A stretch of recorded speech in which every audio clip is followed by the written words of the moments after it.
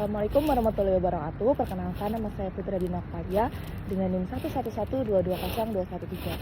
Pada video ini saya akan memberikan edukasi mengenai aksesibilitas dan juga keberlanjutan fasilitas umum bagi penyandang disabilitas di lingkungan sekitar kampus UPN Veteran Yogyakarta.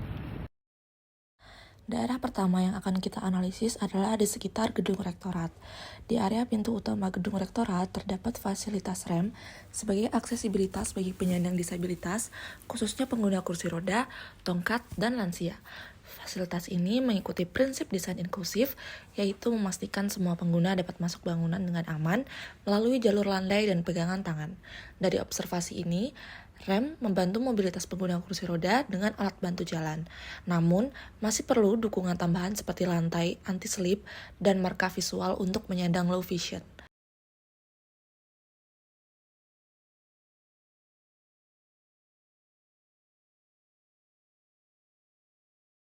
Di sisi kirinya.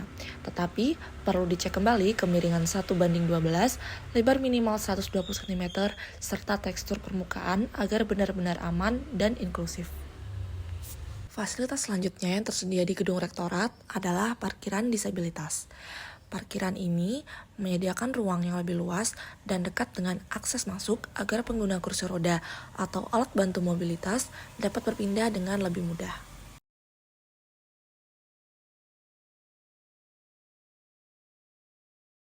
Elemen selanjutnya yang terdapat di area gedung rektorat ialah trotoar. Trotoar merupakan jalur utama pejalan kaki termasuk penyandang disabilitas yang menggunakan kursi roda, tongkat, atau alat bantu lainnya.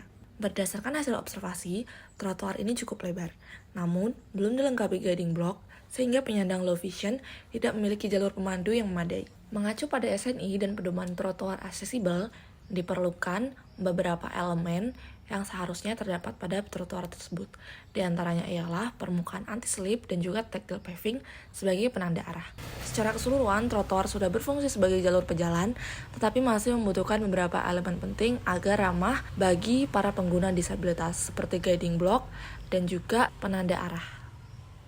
Selanjutnya, kita akan beralih ke area di wilayah sekitar Tata Usaha Universitas Pembangunan Nasional Veteran Yogyakarta. Yang pertama, kita dapat melihat rem atau bidang miring yang menghubungkan dua permukaan lantai dengan perbedaan ketinggian. Seperti pada daerah rektorat tadi, rem tersebut berfungsi sebagai jalur alternatif pengganti tangga, sehingga dapat digunakan oleh pengguna kursi roda dan orang dengan keterbatasan atau mobilitas tertentu. Lalu selanjutnya, di lantai lorong tampak adanya jalur pemandu atau guiding block, atau biasa disebut juga dengan tactile paving, yang ditandai dengan ubin bertekstur. Pola garis lurus pada ubin menunjukkan arah berjalan, sedangkan pola bulat menandakan adanya area berhenti, perubahan arah atau potensi bahaya di depan, seperti persimpangan atau perbedaan level lantai. Selanjutnya kita beralih ke area sekitar gedung geologi. Di sini dapat terlihat jalur menuju lorong utama masih didominasi oleh tangga tanpa alternatif rem dan tanpa guiding block.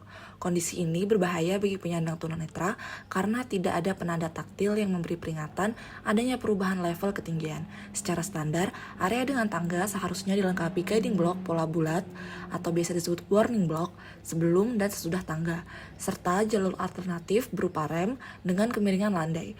Ketiadaan elemen tersebut menunjukkan bahwa jalur ini belum memenuhi prinsip aksesibilitas universal, aman, dan mandiri bagi pengguna disabilitas netra dan pengguna kursi roda. Masih di area gedung teknik geologi, kali ini kita beralih ke area lift. Di bagian depan lift telah tersedia pegangan tangan atau handrail yang berfungsi membantu pengguna kursi roda, lansia, dan penyandang disabilitas untuk menjaga keseimbangan saat masuk dan keluar lift. Namun, di bagian belakang lift, pegangan tangan ditemukan telah rusak dan juga hilang. Kondisi ini membahayakan pengguna karena menghilangkan titik tumpu dan meningkatkan risiko jatuh. Pegangan tersebut seharusnya segera diperbaiki dan dipasang kembali agar lift dapat digunakan secara aman dan mandiri oleh semua pengguna. Keberadaan handrail yang utuh, kuat, dan ergonomis adalah syarat minimum aksesibilitas pada fasilitas vertikal seperti lift. Pada jalur keluar gedung teknik geologi dapat terlihat pola taktil yang berfungsi sebagai penanda berhenti dan orientasi bagi penyandang tunanetra. Pada fasilitas pola taktil tersebut terlihat memiliki warna yang kontras yaitu kuning dan memiliki jalur konektivitas pada jalur rem yang terhubung ke lorong gedung teknik geologi. Masih di area yang sama, yaitu di gedung teologi, terdapat fasilitas toilet ramah disabilitas yang dilengkapi dengan grip bars atau pegangan rambat yang kokoh di sisi kloset untuk menopang mobilitas pengguna kursi roda dengan aman.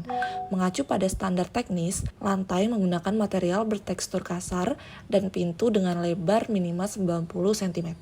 Lalu perlu dipastikan juga bahwa tombol penyiram dan bidet berada dalam jangkauan tangan posisi duduk, sekitar 70 hingga 110 cm dari lantai agar pengguna disabilitas dapat menggunakan secara mandiri dan tanpa bantuan orang lain. Selanjutnya, kita beralih ke area belakang gedung rektorat yang terhubung dengan lapangan sepak bola belakang. Dapat terlihat adanya guiding block atau ubin pemandu jalan di jalur utama.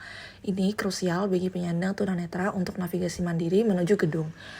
Namun, dapat diperhatikan rem penghubung terlihat tidak memiliki handrail di kedua sisi. Tanpa pegangan, kursi roda berisiko kehilangan kendali.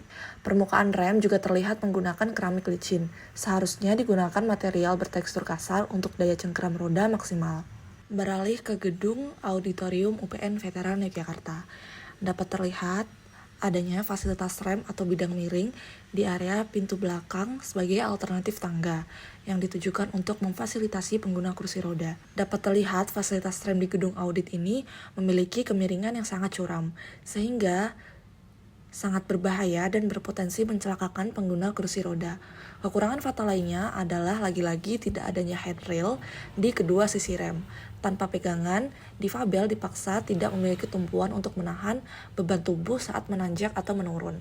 Lalu kekurangan lainnya adalah tidak adanya guiding block yang menerus dari arah rem, sehingga tidak ada jalur pemandu untuk para disabilitas setelah mereka turun dari rem. Berdasarkan hasil evaluasi yang telah dilakukan di lingkungan kampus, dapat disimpulkan bahwa sebagian area sudah menunjukkan upaya untuk menyediakan fasilitas aksesibilitas. Hal tersebut terlihat dari keberadaan rem, guiding block di beberapa titik strategis seperti lorong gedung jurusan FTM, lorong gedung tata usaha, serta sepanjang gedung belakang rektorat. Selain itu, telah tersedia handrail pada beberapa lift untuk membantu mobilitas pengguna. Tersedia juga guiding block berwarna kuning di area luar ruangan, serta toilet disabilitas yang dilengkapi dengan handrail dan beberapa ketentuan akses khusus. Namun demikian, fasilitas yang tersedia belum sepenuhnya memenuhi standar karena masih diperlukan dan masih ditemukan berbagai kekurangan. Beberapa rem tidak dilengkapi dengan handrail dan sebagian lainnya menggunakan material dengan permukaan licin, sehingga berpotensi membahayakan pengguna, khususnya penyandang disabilitas dan lansia.